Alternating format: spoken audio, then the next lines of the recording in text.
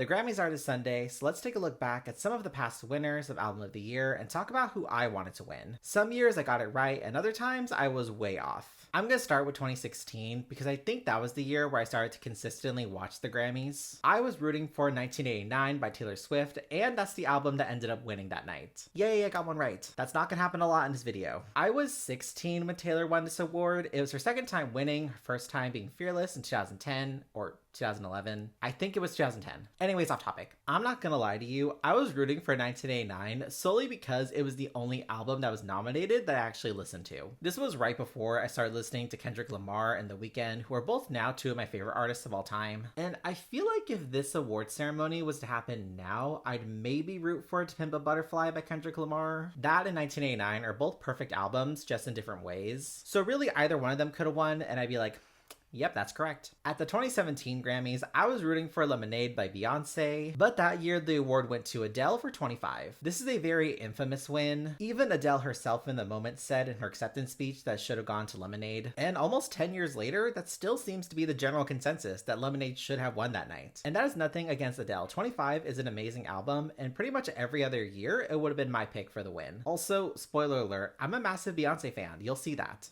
All right, 2018. A lot of people will disagree with this one. I was rooting for Melodrama by Lorde, but 24 Karat Magic by Bruno Mars won that, and I still am confused. I honestly think all of the other nominees were better than 24 Karat Magic. And that's probably because I'm not the biggest Bruno Mars fan. I never have been. He's just not for me, sorry. And y'all, 18-year-old me was obsessed with Melodrama when it came out. I even remember where I was when Greenlight was announced. I was in math class. I should have been paying attention to whatever my teacher was saying, but no, I wasn't. I had priorities, okay? Lorde was back, and I wasn't gonna pass that class anyway. To this day, Melodrama is still one of my favorite albums of all time, and the fact that it didn't win, I'm pretty sure my jaw actually dropped when it was announced that Bruno Mars won. She should have won. She should have won. Let's just keep going. 2019, my choice for album of the year is a little bit dated, okay? I was rooting for Beer Bongs and Bentleys by Post Malone. When I was 19, you could not tell me anything about Post Malone. He was like one of my favorite people in the world at that time. Also, the cover to Beer Bongs and Bentleys is yellow, and that's my favorite color,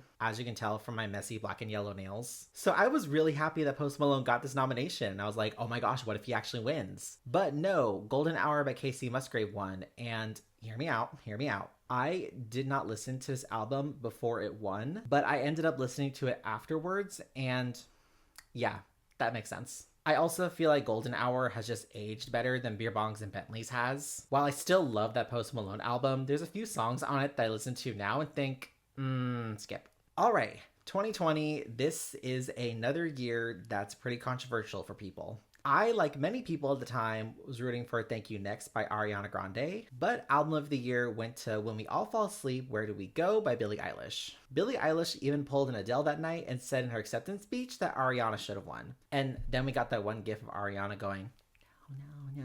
Thank You Next at the time was my favorite Ariana Grande album. I used to think that she's never going to top it, which, spoiler alert, she ended up doing in the future. I'll talk about that later on. However, you can't deny that Billie Eilish was one of the top artists of 2019. That night at the Grammys, she actually became one of 3 people to win all 4 big awards: Song of the Year, Record of the Year, Album of the Year, and Best New Artist. The other 2 being Adele, and I can't remember the other guy's name. I'm going to put it up on screen. He was someone from the 80s. That's all I remember. I should have looked it up before I made this video. I feel so dumb. Whatever. While I still love Thank You Next, there is another album that was nominated that year that I look back at now and think, yeah, she should have won it. That's right, I'm talking about Norman fucking Rockwell by Lana Del Rey. That is one of the most beautifully written albums I have ever heard in my life. California especially, that's my favorite Lana Del Rey song. Oh my gosh. Lana Del Rey, the woman that you are. I haven't gotten a prediction right in a while, but in 2021, I did. I was rooting for Folklore by Taylor Swift, and she won it. Folklore, in my opinion, is the greatest album to ever win Album of the Year. It's my favorite Taylor Swift album, and it was leagues above all the other nominees that year. But if I had to give the award to another album that was nominated, I'm gonna say Future Nostalgia by Doja Cat. Dua Lipa. Why'd I say Doja Cat? Dua Lipa. God, get it right. Future Nostalgia by Doja Cat. I did it again. Future Nostalgia by Dua Lipa. I almost said Doja Cat. Why? Future Nostalgia by Futurama. Future Nostalgia by Dua Lipa. Yes, got it right. I actually really like that album a lot. I don't know why I messed up saying her name. Whew.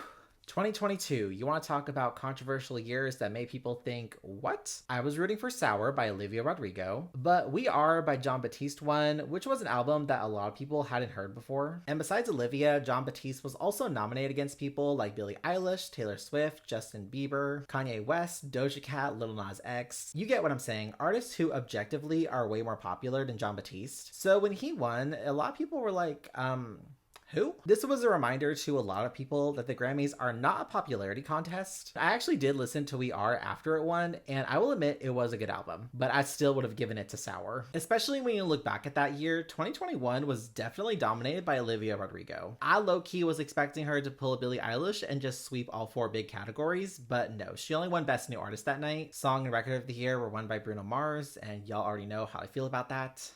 Don't go on this rant. Let's just keep going. I'm not gonna go on that rant. All right. 2023, I was rooting for Renaissance by Beyonce, which I believe is her greatest album and probably like top 5 favorite albums of all time for me. But instead of Beyonce, album of the year went to Harry Styles for Harry's House. Listen, I have a lot to say. It's my favorite Harry Styles album. I love him so much, and I'm so sad that he's only gonna be in New York for his tour because I'm not gonna fly all the way there. I can't afford it. However, I have always said that Harry's House is great, but Renaissance is perfect. And I still stand by that to this day. I remember the host, I'm pretty sure it was Trevor Noah, did this whole bit at the Grammys that year where he had fans talking about each album that was nominated and why they wanted to win. And then he walked over to an older woman and had her announce the winner. And I was like, oh my God, no, she was the one who was talking about Harry Styles. Go to the Beyonce fan, go to the Beyonce fan. But then he didn't, and I couldn't believe it. And that's unfortunate because I really do love Harry Styles and that album in general. But now every time I listen to Harry's House, just a little bit of me thinks, how did Beyonce not win? How?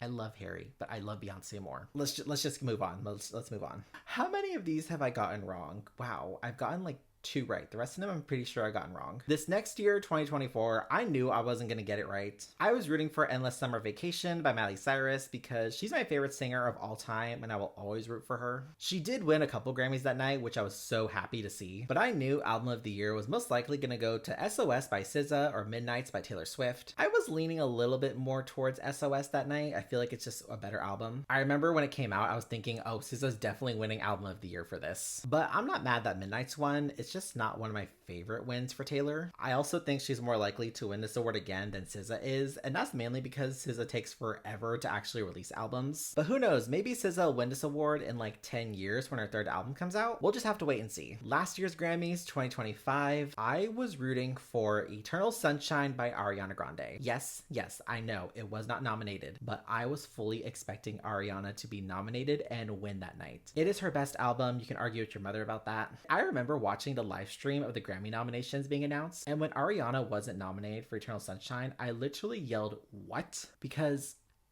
how?